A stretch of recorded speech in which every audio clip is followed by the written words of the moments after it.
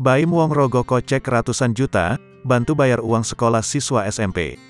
YouTuber Baim Wong kembali mencuri perhatian warganet, setelah ia membantu bayar uang sekolah sejumlah siswa di SMP Al Ihsan Pasangrahan, Jakarta Selatan.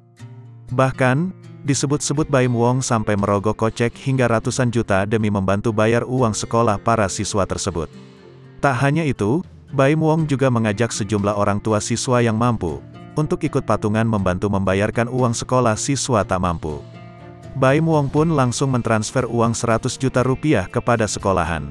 Namun, dana tersebut masih kurang karena total tunggakan mencapai 300 juta rupiah. Oleh sebab itu, artis bernama asli Muhammad Ibrahim tersebut mengajak orang lain untuk patungan. Masih ada sisa uang yang harus ditutup agar guru dan karyawan bisa digaji. Pasalnya, gaji mereka ternyata bersumber dari uang SPP anak murid yang bersekolah di sana.